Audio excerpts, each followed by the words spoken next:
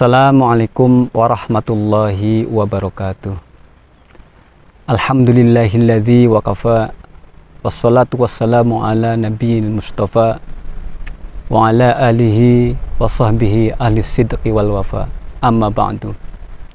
Qala Allah ta'ala fil Qur'anil Karim. A'udzu billahi minasyaitonir rajim. Bismillahirrahmanirrahim. Qul sadaqallah fattabi'u millata Ibrahim hanifa wa ma kana minal musyrikin. Shadaqallahul azim. Sahabat Assalam TV yang dirahmati Allah Subhanahu wa taala.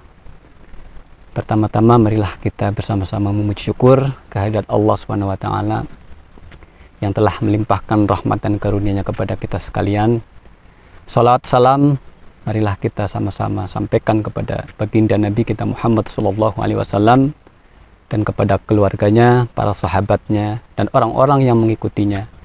Mudah-mudahan kelak di yaumil kiamah termasuk umat yang mendapatkan syafaatnya. Amin ya rabbal alamin.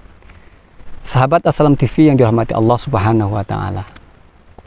Banyak orang yang bertanya, apa sih bedanya antara millah dan din? Mungkin kita harus mengkajinya lebih dahulu. Apa itu millah dan apa itu ad-din? Sehingga kalau kita berbicara millah itu adalah sebuah tradisi, sebuah ajaran yang dibawa oleh para nabi. Sehingga dalam Al-Quran itu banyak ayat-ayat yang menjelaskan tentang millah. Dan millah itu mempunyai sifat. Sifat millah itu adalah diikuti. Sebagaimana Allah berfirman dalam Al-Quran surat Al-Imran ayat 95. Qul sadaqallah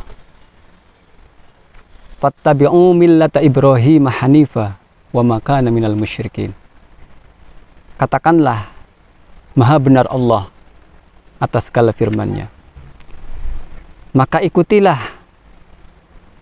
millah Ibrahim. Ya. Dan Ibrahim tidak sekali-kali termasuk orang yang menyekutukan Allah. Sahabat Assalam TV yang dirahmati Allah Subhanahu wa taala.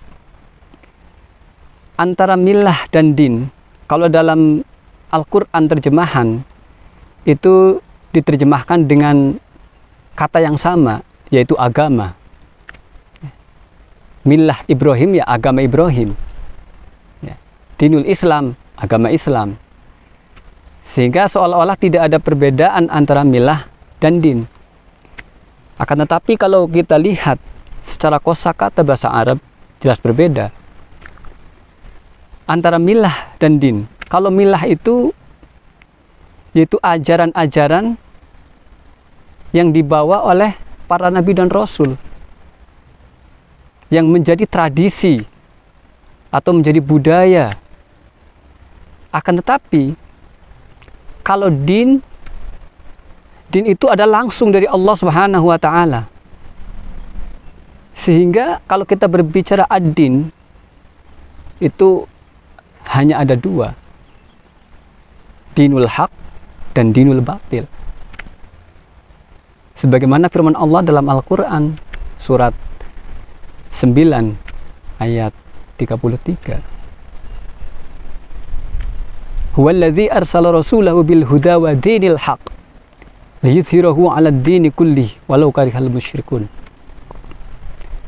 Yang artinya dia Allah yang telah mengutus utusannya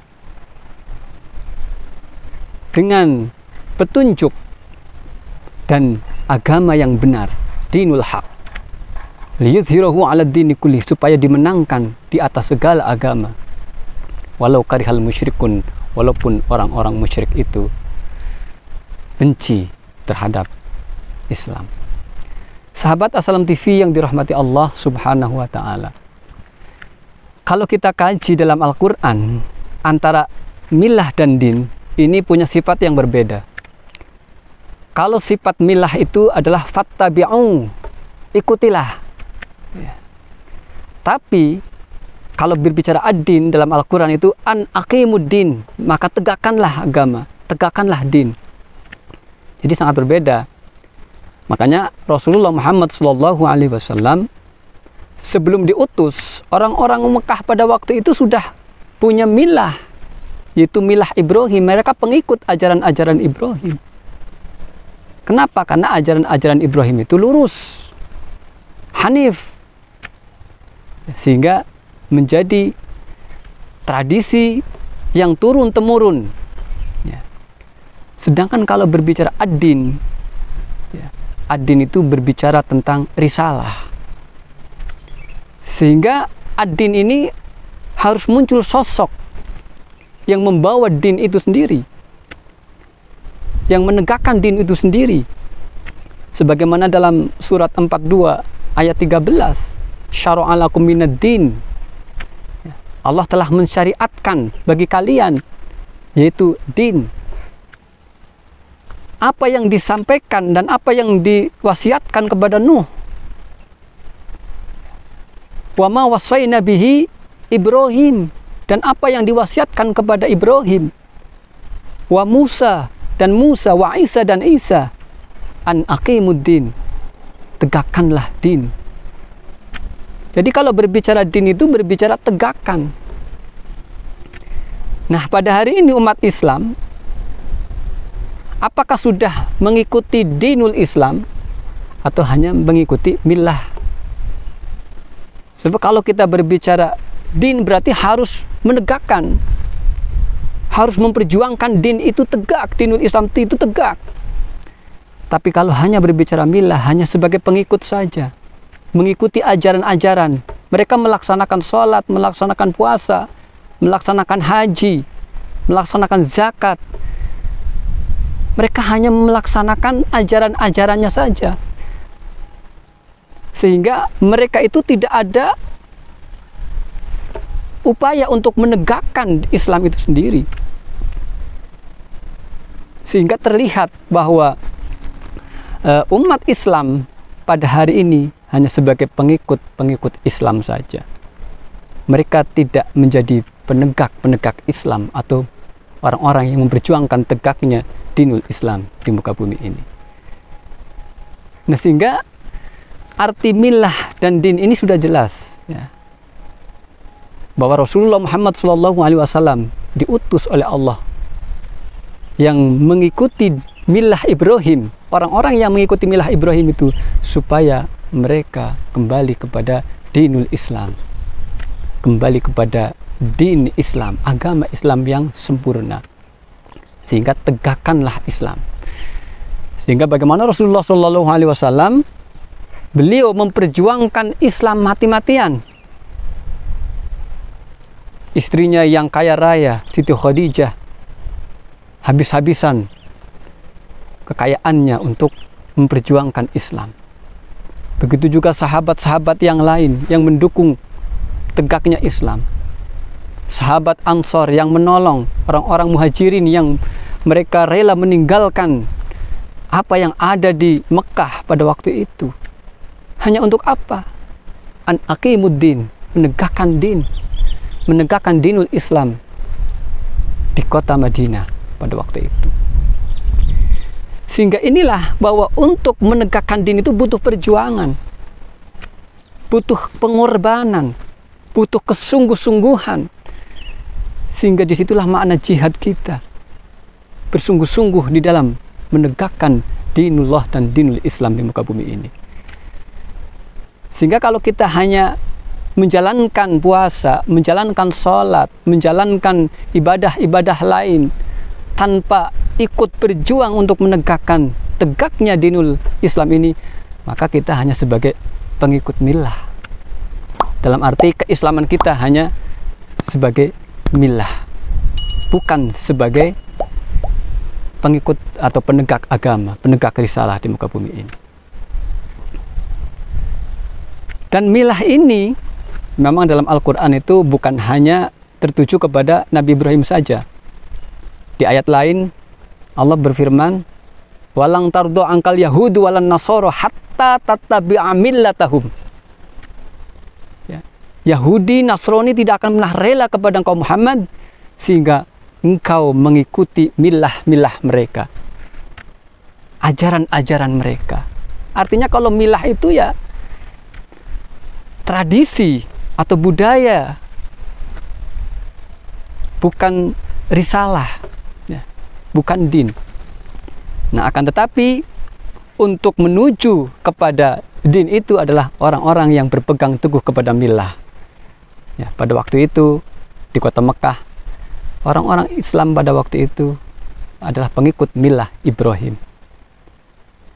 Sehingga Islam dikembalikan lagi kepada Islam yang sesungguhnya, yaitu dengan dibangkitkannya risalah, dibangkitkannya Rasulullah Muhammad SAW dalam rangka apa?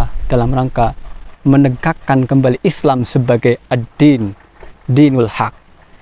Sehingga Allah meridhoi Islam sebagai din, sebagaimana Allah berfirman dalam surat Al-Maidah ayat 2, Al-yawma akmaltu lakum dinakum wa atmamtu alaikum ni'mati wa raditu lakumul islama dinan. Hari ini telah aku sempurnakan agama untuk kalian, dan telah aku sempurnakan nikmatku, dan aku ridhoi Islam sebagai din kalian, sebagai agama kalian, sebagai sistem hidup kalian. Sehingga kalau berbicara din berarti berbicara sebuah sistem, berbicara sebuah aturan yang menyeluruh, bukan hanya berbicara tentang ubudiyah, akan tetapi berbicara segala aspek kehidupan, mulai dari bab-bab ubudiyah, bab-bab muamalah, bab-bab munakahat, dan bab-bab jinayat. Itulah Islam yang sempurna. Sehingga itulah yang harus ditegakkan oleh umat Islam pada hari ini. Kita jangan hanya sebagai pengikut Islam yang tidak mau berjuang untuk menegakkan Islam itu sendiri, menegakkan Islam sebagai din. Sahabat Assalam TV yang dirahmati Allah Subhanahu wa taala, mungkin itu yang dapat saya sampaikan terkait dengan perbedaan antara milah dan din. Sehingga kita paham bahwa milah itu hanya pengikut yang diikuti tradisi-tradisi, sedangkan ad-din itu adalah sebuah sistem yang harus ditegakkan. Sehingga sejauh mana kita pada hari ini memperjuangkan ad-din supaya tegak di muka bumi ini. Mungkin itu saja apa yang saya sampaikan. Mudah-mudahan bermanfaat. Saya akhiri billahi taufiq wal hidayah. Wassalamualaikum warahmatullahi wabarakatuh.